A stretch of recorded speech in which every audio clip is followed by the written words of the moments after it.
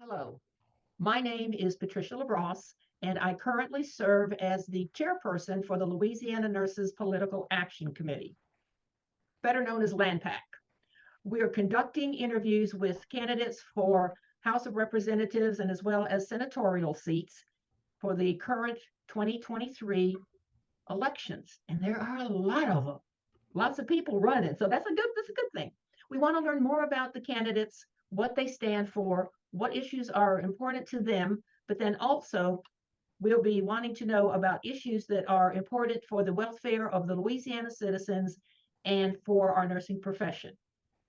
We solicited input from the nurses in our state, getting information back from them about their passion, the things that they are most interested in, what questions they would want to have go forward to candidates. And then we went through those and formulated 6 items that we put into a questionnaire and we sent out to every single one of the representatives, the people running for offices. So the questions were sent out prior to the interview. The questionnaire will be reviewed now with you all. So I'll be asking the candidate the question, and the candidate will answer from her questionnaire. We have with us today Chauna Banks, and she's running for the District 63, the House of Representatives. And that district encompasses Scotlandville, Baker, and parts of Zachary. And so I'm going to ask Ms. Banks to take just a couple minutes to introduce herself before we get started with the questions. And so, Ms. Banks, thank you for coming. Anyway, my name is, can you hear me? Mhm. Okay, my name is Chauna Banks, and I am in my 11th year on the Metro Council. I represent, again, basically the same area in which I'm running for District 63, which played a lot into my decision to run for this particular office. I am a 3-generation resident of Scotlandville, both sets of my parents as well as my grandparents on both sides also reside in the area. I have one adult son that I raised in Scotlandville. And so my passion for the area basically has to do with the fact that there were many wonderful things about Scotlandville, and through certain federal, local, and state growth patterns, it caused our community to be greatly deteriorated. So my goal in running has to do basically with quality of life assets. We haven't had a subdivision, middle class subdivision in 40 years. I've worked very hard to get medical services to my area, including the ER, have been quite successful with a trend that began of increase in 2015. Recreation, we almost lost our precious Baton Rouge Zoo, led the effort to make sure that we had that in place.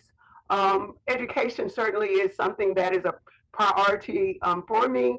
I am a current school employee with East Baton Rouge Parish School System, working with alternative education.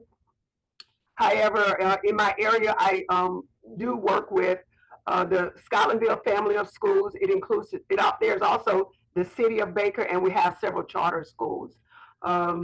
The downside and the personal side is that my only son, his wife, and 3 children moved to Austin in October of last year through December. It was a 3-month transition, and I have a 1-month-old grandson that I haven't had a chance to see in Austin. Oh, well, that's all. You need to get over to Austin. Yes, I do. Austin. Well, thank you for the opening. We're going to start then with the first question, which is addressing health disparities. Prior to the COVID pandemic, we recognized that healthcare services are not accessible on an equitable basis, either nationally or in Louisiana. Healthcare is only 20% of what goes into our health status, and the social determinants of health are the non-medical factors influencing health outcomes. What strategies do you have to assist with reducing the social determinants of health impact on the citizens of Louisiana? So basically I'm sorry, just one moment. I'm on a call. Okay. Yes, ma'am. So basically, health disparities in my community was something that we lived for many years prior to the pandemic. As I indicated, in the northern part of the parish, it's when we lost the ER at Hurricane Long, followed shortly by the closing of the ER at Baton Rouge General.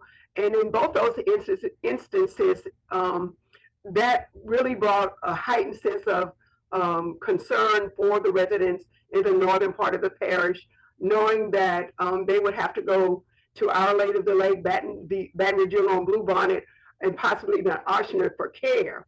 Also knowing that there was a disparity as it relates to location, but also in transportation. The EMS system basically had maybe 2 to 3 EMS services, and between each drive, it would have to return to the bay to be totally sterilized and cleaned up, which limited the process of getting people in and out. And so when the pandemic came, certainly it did, as you indicated, became more recognized on a national level, but it was something that we that live in the northern part of the parish were already very familiar with, had worked on. And when the pandemic came some 4 years later, we had an increase of at least 10 urgent cares between Scottsville and Baker. We had a relationship now with, at that point, with Oshner in our Howell Place location. We had an LSU ER on Airline Highway. So it was somewhat preemptive in that we had those services in place. And at my community center, I have the Baton Rouge Primary Care Collaborative.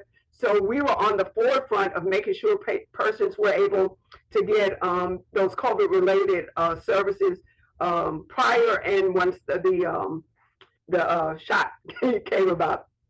Okay, and so that's wonderful successes that you all have had, but then what strategies, based on your answers for your questionnaire, what are the strategies that you would be wanting to employ if you were to be elected? Yes, I think everything starts with health literacy. In our community, you know, most of the persons that seek medical care, it's after the fact, it's not preventive. So I think that one of the things and the strategies I would like to have is that there's health literacy offered as a component of every healthcare, especially community healthcare agency. We talk a lot about mental health and having social workers and having counselors, but from the medical field, I think that there's a huge need for preventive education, obesity, diabetes, heart disease, some of those major issues that impact all of us, but particularly in the minority population. So for me, a strategy would be a larger component of health literacy, because now we do have in place the bricks and mortar of healthcare that would have been something that would have been part of my strategy. Okay. Next question, nursing and nursing education. How would you advocate for federal and state funding to support recruitment and retention of nursing faculty to help reduce the nursing shortage in Louisiana? So again, I am a secondary school counselor, and one of the parts that we deal with is career of the things, but we deal with career choices. And what I would say is that we're working a little bit too late in introducing different professions, including nursing, to students. I think that it would be, when I think back on the fact of nurses being in school, when I was in school, that was a regular, a nurse that at least taught us some hygiene information, you know, whether it's how to brush your teeth, check your eyes, your ears, those foundational things were introduced persons to that desire. A lot of times in our communities now, we may not see an example of that, and so it does not come on the radar. What is happening in the business community is they're opening a lot more intern positions at the high school level. And I would say with the medical, the Candy Stripe that used to be very popular when I was growing up, I think that that would be great to have, say, Candy Stripe auxiliaries, for lack of a better term, in all our schools, introducing that opportunity through the different hospitals, hiring one student at age 15 to, if they are even in the medical office answering the phone, that's access. And what our kids more and more need to know is have access. So having access, whether it's answering the phone, shredding medical records, filing, all of that, when they see persons in the nursing profession doing this work, it opens up the possibility. But more so, starting with that K through 12, and as soon as kids are of age, actually businesses, hospitals, doctors, persons in the medical field, actually hiring them 20 hours a week, summer program, whatever it is. That constantly is something that is omitted, but that is what is taking with the shortages in the business community. And I would say the nursing program can be greatly enhanced as well. Good ideas. Thank you so much. The next question has to do with violence and safety. Gun violence continues to roar through our communities, in our schools, in our houses of worship, shopping malls, grocery stores, outdoor gatherings, etc., etc., etc. What factors do you see as critical to bringing an end to these senseless acts? Do you have a strategy to address this problem? So my strategy would be gun control, in all honesty. I know a lot of, again, just dealing with the population of students that I work with, which are students that are transition from East Baton Rouge Parish back and forth through juvenile detention, overage students, and students that have been expelled or long-term expulsion. And what I found is that the gun access is part of the problem. It's part of their norm. As common as playing with a play gun was back in the days of playing cowboys and Indians. That's how accessible guns are to our students.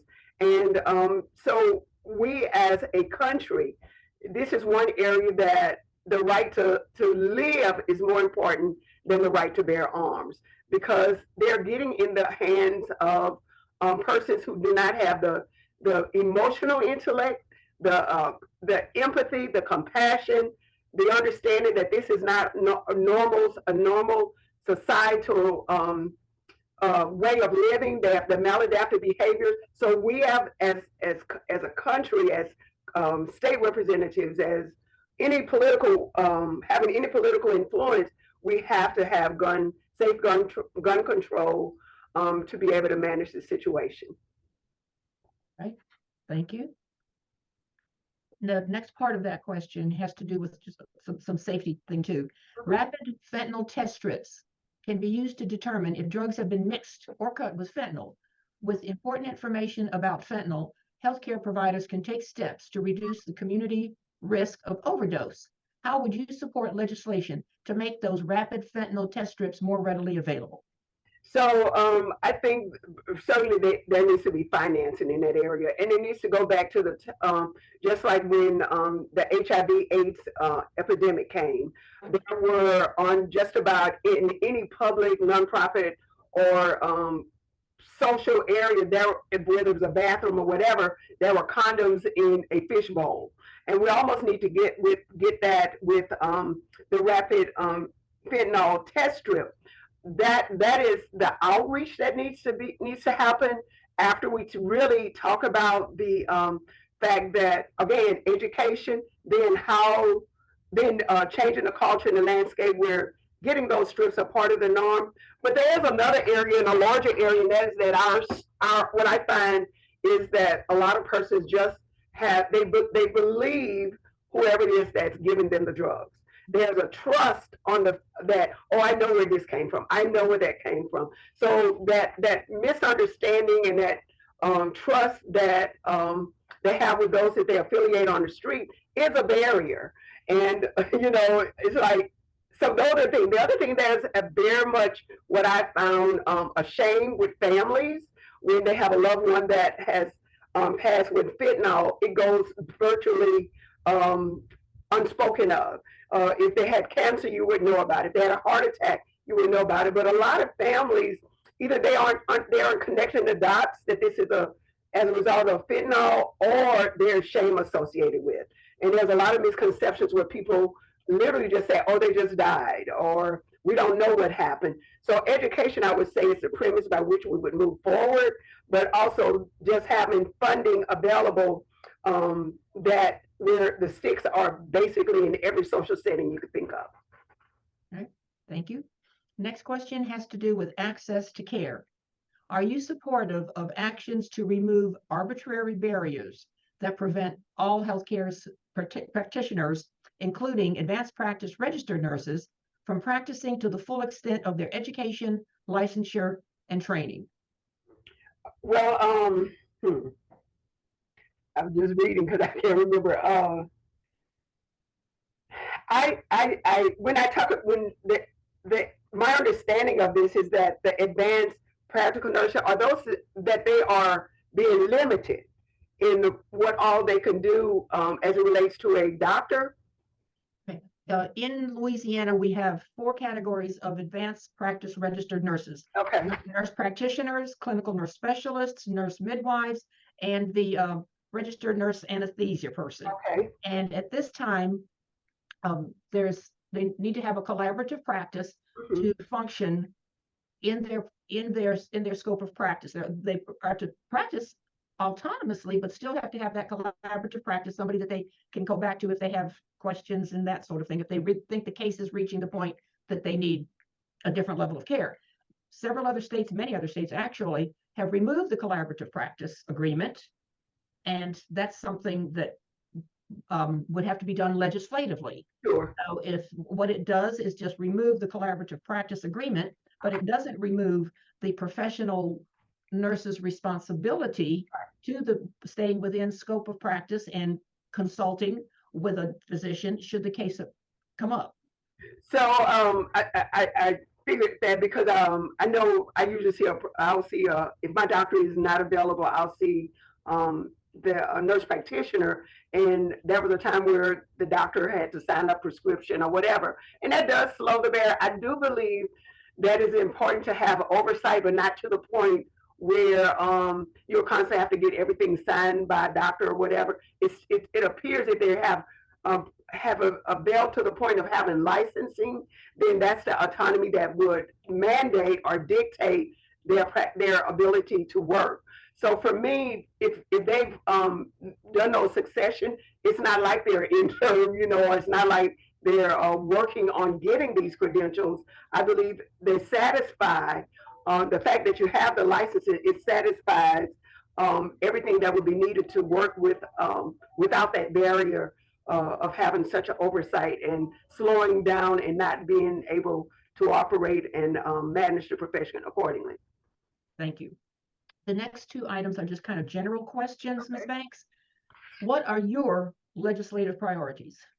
So my legislative priorities are in line with what I've done again as a councilwoman, and it is making sure that everyone has quality of life assets and that there's equitable funding in all communities.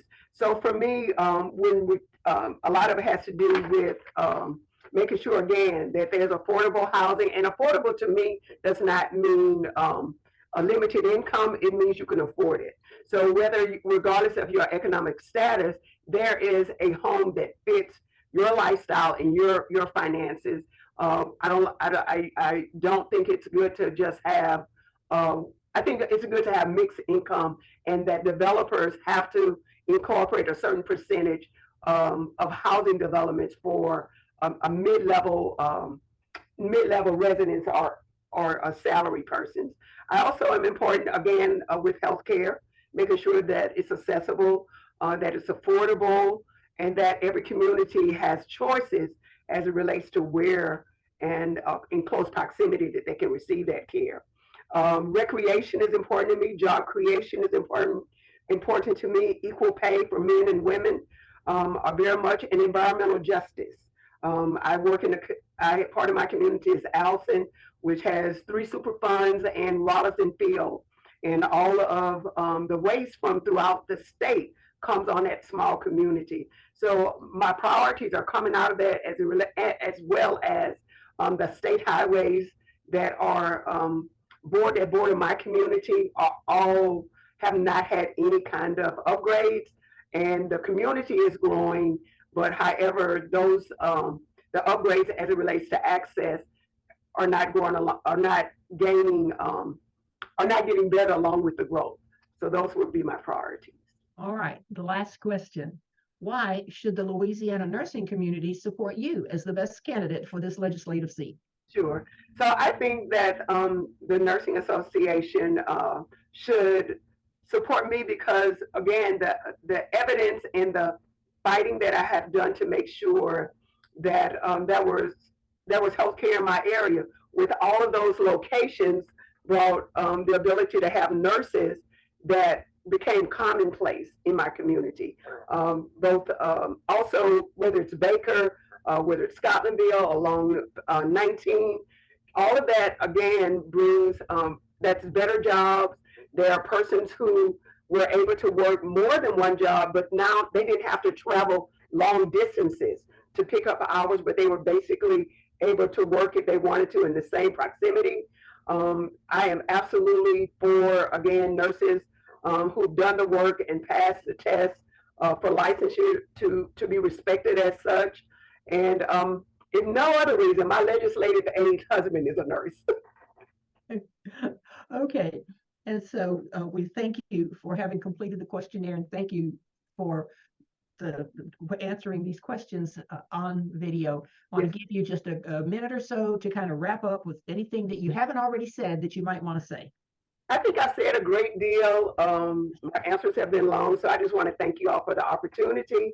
I appreciate you listening to what I have. I learned from you, and I hope you've learned some things from me that will impact and strengthen your profession as nurses. Well, we want to thank you very much, candidate Banks, for your time. I know it's busy and there you're still trying to get your work done. And we want to wish you luck with your campaign and have a good rest of the day and rest of the week. Yes, thank you so much. Have a great night. Bye-bye. Bye-bye.